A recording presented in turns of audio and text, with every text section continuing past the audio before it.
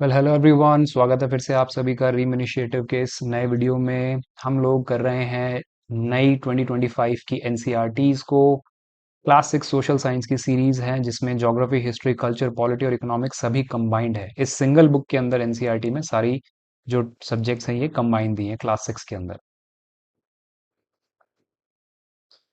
जैसा कि हमको सबको पता है कि जो नई एनसीईआरटीज हैं वो आ चुकी है 2025 में, और जो अब एग्जाम्स होंगे वो सारे इन नई टेक्स्ट बुक्स के ऊपर ही आएंगे बेसिस पे। बहुत सारे अलग अलग सब्जेक्ट्स की बहुत अलग अलग बुक्स ना होके एक ही बुक के अंदर इन लोगों ने कंबाइन कर दिया है। ठीक है। एक कल्चर पे एक सेपरेट पोर्शन दिया है, उसको भी हम कवर कर लेंगे इस सिंगल बुक के अंदर, 6 क्लास की। इसके पहले जो हमने वीडियोस देखे हैं वो देखे हैं चैप्टर 1 के, और इंट्रोडक्शन जो चैप्टर है उसके। ये जो हम जो कर रहे हैं ये अब आ रहा है chapter 2।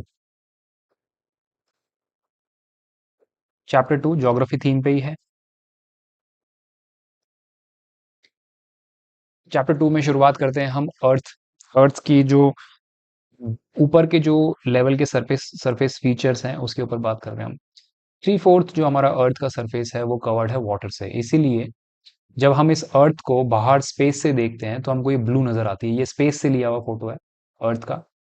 I think international space station से भी ऊपर से लिया हुआ फोटो है, मे बी मून से या फिर कहीं से लिया हुआ फोटो, बट एनी हाउ, क्योंकि हम जब स्पेस से देखते हैं हमको ये ब्लू प्लैनेट नजर आता है because it is covered in water 3/4। ठीक है। Oceans are the largest water bodies on अर्थ।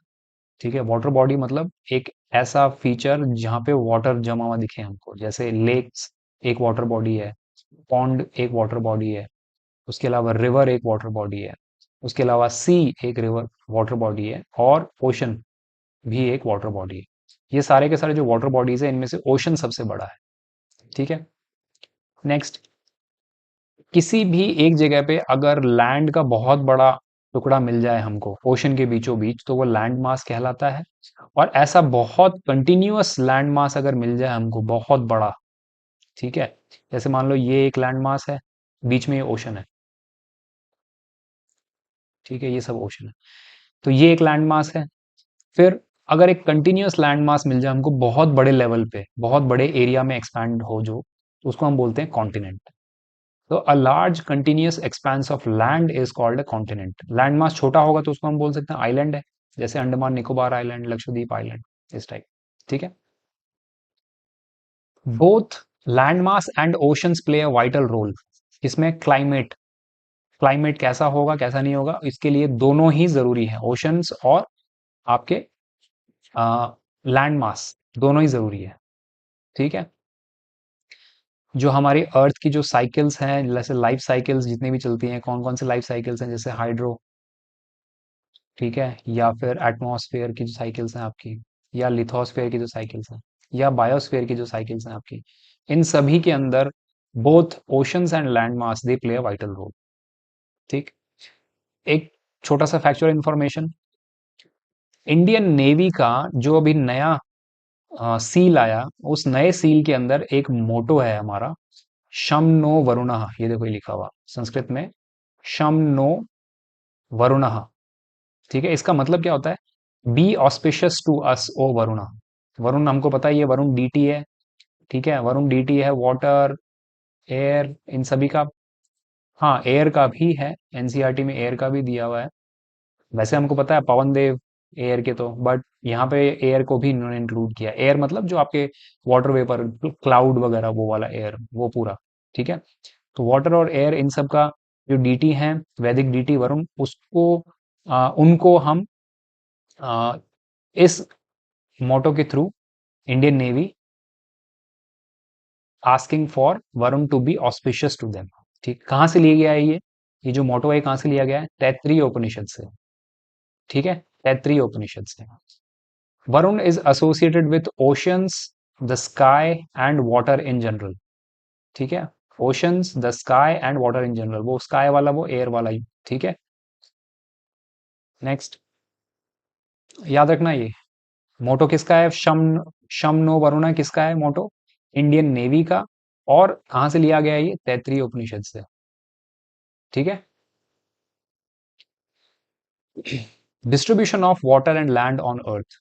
देखो, हमने लास्ट चैप्टर में पढ़ा कि हमारी जो इक्वेटर है वो अर्थ को दो में डिवाइड हिस्से में डिवाइड करती है, northern hemisphere and southern hemisphere में। ठीक है, तो हम ये देखते हैं कि जो नॉर्दर्न हेमिस्फेयर में जो लैंड है ना वो ज्यादा है, ओशंस कम है। और सब देखो, बस ये देखो कितनी सारी लैंड है, ये लैंड, ये और ये पूरा ज्यादा लैंड है, और ओशंस रिलेटिवली कम है। और सदर्न हेमिस्फेयर के अंदर, सदर्न हेमिस्फेयर में ओशंस ज्यादा है, सदर्न हेमिस्फेयर में ओशंस ज्यादा है और लैंड रिलेटिवली कम है। तो जो लैंड का डिस्ट्रीब्यूशन है वो हम देख सकते हैं कि इवनली डिस्ट्रीब्यूटेड नहीं है। ठीक है, नॉर्दर्न हेमिस्फेयर में तो लैंड मास ज्यादा है, कॉन्टिनेंट ज्यादा है, और सदर्न हेमिस्फेयर में ओशन ज्यादा है। ठीक है, ओशंस के कुछ एक्सटेंशंस होते हैं जिनको हम बोलते हैं सी, बे और गल्फ। देखो सिंपल से डिफरेंस बता देता हूँ। गल्फ सी और बे के अंदर, देखो जैसे बे ऑफ बंगाल है। ठीक है, ये देखो ये बे ऑफ बंगाल है, ये बे ऑफ बंगाल है इतना। ये बे ऑफ बंगाल किससे जाके मिल रहा है? इंडियन ओशन से। ये इंडियन ओशन का एक्सटेंशन है। दूसरा, इंडियन ओशन का ही एक्सटेंशन है ये गल्फ। ये ये पर्शियन गल्फ ले लो, चाहे से ये पर्शियन गल्फ ले लो या ये रेड सी वाला गल्फ ले लो। पर्शियन गल्फ की बात करते हैं अपन। ये ओशन के एक्सटेंशन है कि ओशन जो है वो जब कॉन्टिनेंट के पास जाएगा तो वहां पे ओशन के कुछ एक्सटेंशंस बनते हैं। जैसे गल्फ, गल्फ क्या होता है? एक ऐसा पार्ट जिसका चौड़ा मुंह हो। अगर हम लैंड की साइड से देखें तो देखो चौड़ा मुंह है इसका। ठीक है, जब ओपनिंग हो रही है इसकी, जब ये ओपनिंग हो रही है इसकी ओशन की तरफ, तो इसका जो ओपनिंग का माउथ है दिस इज वेरी ब्रॉड। ठीक है, और बे के अंदर, not gulf, sorry sorry, gulf नहीं, बे, जो बे का जो माउथ है वो काफी चौड़ा है। ठीक है, गल्फ का देखो, गल्फ का जो इनलेट है वो काफी संकड़ा है, गल्फ का। ठीक है, काफी नैरो है। ये काफी ब्रॉड है और ये काफी नैरो है। ठीक, तो ओशंस के याद रखना, बे जो होता है, बे, उसका जो ओपनिंग है वो वाइड है। ठीक है, ओशन की तरफ जो उसकी ओपनिंग है वो वाइड है। और जो आपके गल्फ है, ठीक है, उसकी ओशन की तरफ जो ओपनिंग है वो काफी नैरो है। ठीक है, ये बस ये याद रखना डिफरेंस। सी क्या है? एक छोटा सा पार्ट, जैसे मान लो ये अरेबियन सी है, ये अरेबियन सी है, इसमें कोई ओपनिंग नहीं है, कुछ वो नहीं है, एंक्लोजर नहीं है, ओपन है ये, दिस इज ओपन। तो ये अरेबियन सी इसलिए कि ये अरेबियन सी है इंडियन ओशन की तरफ, ये है बे ऑफ बंगाल इंडियन ओशन की तरफ, और ये है पर्शियन गल्फ इंडियन ओशन की तरफ। ठीक है, बे और गल्फ हम करते हैं लैंड की तरफ से, हम पर्सपेक्टिव से सोचते हैं तब, और सी हम सोचते हैं जब ओशन के पर्सपेक्टिव से। ठीक है, यही डिफरेंस है। ओशन वाटर की अगर हम बात करें, ओशन वाटर सॉल्टी है तो हम पी नहीं सकते हैं। ठीक है, वाटर है तो थ्री फोर्थ प्रेजेंट, लेकिन हम उसको कंज्यूम नहीं कर सकते। फ्रेश वाटर बहुत कम है, fresh water present in a very small proportion, जो ग्लेशियर्स, रिवर्स, लेक्स, एटमॉस्फेयर और ग्राउंड, एटमॉस्फेयर में मॉइस्चर के रूप में प्रेजेंट रहता है। और ग्राउंड वाटर जो हम निकालते हैं, ग्राउंड ग्राउंड वाटर से पानी हम निकालते हैं बोरिंग के थ्रू। ठीक है, या वेल्स के थ्रू, या ट्यूब वेल्स के थ्रू। ठीक है, नेक्स्ट, ओशंस कितने टाइप के हैं? देखो ओशंस पांच टाइप के हैं। पांच टाइप के तो नहीं कहूंगा, लेकिन पांच पांच ओशंस हैं हमारे। पांच कौन से ओशन है? पैसिफिक, अटलांटिक, इंडियन, एंटार्क्टिक और आर्कटिक। ये ही सेम ऑर्डर है, सबसे बड़ा है पैसिफिक और सबसे छोटा है आर्कटिक। ठीक है, पैसिफिक, अटलांटिक, इंडियन, एंटार्क्टिक और आर्कटिक, पांच ओशन है हमारे टोटल। ठीक है, वाटर जो है वो कॉन्स्टेंटली फ्लो करता है across different oceans as they are interconnected.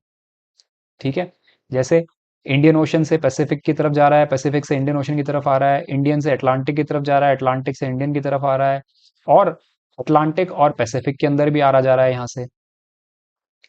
ठीक है, सेम आर्कटिक और अटलांटिक भी मिल रहे हैं आपस में, आर्कटिक और अटलांटिक सेम।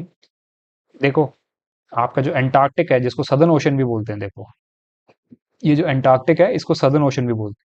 ठीक, एंटार्क्टिक या सदर्न ओशन किससे मिल रहा है? आपके पैसिफिक से भी मिल रहा है, अटलांटिक से भी मिल रहा है, इंडियन ओशन से ही मिल रहा है। तो जो वाटर है it continuously flows across different oceans as they are interconnected. अभी हमने देख लिया इंटरकनेक्टेड कैसे है। ठीक। इन ओशंस के अंदर काफी सारे मरीन फ्लोरा और फौना है। ठीक है, जैसे छोटे छोटे एल्गीज है, प्लांट्स हैं, ये तो फ्लोरास के अंदर आ जाएंगे। और जैसे कोरल्स भी हैं, और कोरल्स जो हैं वो फौना के अंदर आ जाएंगे। जैसे मरीन फौना के अंदर क्या क्या, फिशेस आ गई, वेल्स आ गई, डॉल्फिन, शार्क्स, टर्टल्स, कोरल्स। ठीक है, ये सब किसमें आ जाएंगे, आपके फौना में। और टाइनी प्लांट्स, एल्गी, सीवीड्स, ये सब किसमें आ जाएंगे, फ्लोरा के अंदर। ये हैं हमारे ओशंस के marine flora and fauna. Next, oceans and disasters. Simple है, ओशन के अंदर जो सबसे मेजर डिजास्टर आता है ना, वो आता है सुनामी। ओशन है जैसे मान लो आपका ये, ठीक है, इस ओशन के नीचे अंडरग्राउंड, ओशन से सबमर्ज्ड कोई अगर जमीन है, और उस जमीन के अंदर यहाँ पे अगर कहीं अर्थक्वेक आ जाता है, तो वो अर्थक्वेक क्या करता है, it it moves this ocean floor. जब ये ओशन फ्लोर मूव होता है तो ये यहाँ पे वेव्स बनती है, ये वेव्स बनती है। और यही जो वेव्स हैं वो जब जमीन तक पहुंचती है तो वो सुनामी बन जाती है। ठीक है, तो ओशन से रिलेटेड सबसे इंपॉर्टेंट और सबसे बड़ा डिजास्टर कौन सा, सुनामी, जो डीप सी अर्थक्वेक से आता है। इंडियन ओशन के लिए हमारे पास एक Indian ocean tsunami warning system है, जो पहले ही वार्न कर देता है। अगर मान लो अर्थक्वेक कहीं पे आता है तो अर्थक्वेक का मैग्नीट्यूड क्या है, उस अर्थक्वेक के मैग्नीट्यूड के हिसाब से पहले ही वार्न कर देता है कि सुनामी आएगा और कितना ज्यादा उसका इफेक्ट होगा, उसका इंटेंसिटी कितनी होगी पहले से। ठीक। नेक्स्ट आता है ओशंस एंड लाइफ। बहुत इंपॉर्टेंट है, देखो, ओशन जो है वो हमारे अर्थ की वाटर साइकिल को चलाते हैं। ठीक है, वाटर वेपर ओशन से जाता है, और फिर जो अर्थ के एटमॉस्फेरिक सिस्टम्स है वो उस वाटर वेपर को सर्कुलेट करते हैं अर्थ के अंदर चारों तरफ, और इसी से ही हमारे पास रेनफॉल आती है। फॉर इंस्टेंस, अगर आप इंडिया का मैप देखो, ये अगर इंडिया का मैप है, तो ओशंस की तरफ से ही हमारे पास मॉइस्चर वाली एयर्स आती हैं जिनको हम मॉनसून कहते हैं, ऐसे। ठीक है, ये जब ओशंस की तरफ से आती है हमारे पास, तभी हमारे पास बरसात होती है मॉनसून की। ठीक है, तो वाटर साइकिल के अंदर सबसे इंपॉर्टेंट ये रोल प्ले करते हैं। उसके बाद more than half of world's oxygen, more than half of world's oxygen, more than half of world's oxygen जो है वो ओशन का फ्लोरा। अभी बताया ना मैंने आपको, ओशन के अंदर जो प्लांट्स है, टाइनी प्लांट्स, सीवीड वगैरह, एल्गी वगैरह, तो देखो 50% से भी ज्यादा जो ऑक्सीजन है ना हमारे धरती के ऊपर अंदर, हमारी धरती पर, वो ओशंस प्रोड्यूस करते हैं। तो देख लो कितना इंपॉर्टेंट है हमारी लाइफ के लिए ओशंस। ठीक है, and hence they are called as planet's lungs, हमारी धरती के लंग्स, ओशंस। ठीक। उसके बाद इंपॉर्टेंट ये है एक, कि जून 8 को हम वर्ल्ड ओशन डे मनाते हैं, जून 8। ठीक है, देखो इंपॉर्टेंट क्यों है हमारे लिए, अभी बता ही दिया, 50% ऑक्सीजन देते हैं हमको, और इसलिए हम लोग इनको प्लैनेट के लंग्स बोलते हैं। और जून 8 को हम वर्ल्ड ओशन डे मनाते हैं, इसीलिए, ताकि हम लोग हम लोग अवेयर कर सकें एक दूसरे को कि देखो ओशंस कितने इंपॉर्टेंट है और हमको ओशंस को पल्यूट नहीं करना चाहिए। ठीक है, oceans are also a major source of food and medicine. ठीक है, ओशन से हमको फूड मिलता है फिशिंग वगैरह से, और मेडिसिन, बहुत सारे सीवीड्स होते हैं जिनको मेडिसिन के लिए भी हम यूज लेते हैं। ठीक है, marine pollution and over fishing poses threat to the marine environment, marine pollution और ओवर फिशिंग। ठीक है, कॉन्टिनेंट्स क्या है, कॉन्टिनेंट्स क्या होते हैं, in practice we use 7 continents. देखो हमने, हमारे पास 7 कॉन्टिनेंट्स हैं इन प्रैक्टिस। कौन से 7 कॉन्टिनेंट्स हैं, Asia, Africa, north America, south America, Antarctica, Europe and Australia. इसी ऑर्डर में है, एशिया लार्जेस्ट है और ऑस्ट्रेलिया स्मॉलेस्ट है। ठीक है, इन प्रैक्टिस हम ये 7 करते हैं, हालांकि कोई साइंटिफिक नहीं है ये कैलकुलेशन, बस ये इन प्रैक्टिस चल रहा है political region, geo political region की वजह से। जबकि अगर देखें तो जो हमारे जियोलॉजिस्ट है ना, वो क्या कहते हैं कि भाई यूरोप और एशिया ना एक सिंगल कॉन्टिनेंट ही है, यूरेशिया नाम का। क्योंकि जियोलॉजिकली उनके अंदर जो रॉक्स वगैरह हैं वो सब सिमिलर टाइप के ही हैं यूरोप और एशिया के अंदर। तो एक यूरेशिया कॉन्टिनेंट है एक सिंगल। लेकिन हम बस अलग अलग मानते हैं जियोपॉलिटिकल रीजंस की वजह से कि एशिया अलग है यूरोप अलग है। ठीक है। अगर आप ओलंपिक्स में भी देखो तो ओलंपिक में ये जो 5 रिंग्स है ना, ये 5 रिंग्स जो हैं वो किसको, 5 जो हैबिटेड कॉन्टिनेंट्स है ना, इनहैबिटेड जो कॉन्टिनेंट्स है उनको रिप्रेजेंट करती है। कौन से अफ्रीका, अमेरिका, एशिया, ऑस्ट्रेलिया और यूरोप। अमेरिका साउथ और नॉर्थ को इन्होंने एक में ले लिया और अंटार्कटिका को छोड़ दिया इन्होंने, क्योंकि अंटार्कटिका पे कोई रहता नहीं है, कोई है नहीं, कोई आबादी नहीं है, कोई पॉपुलेशन नहीं।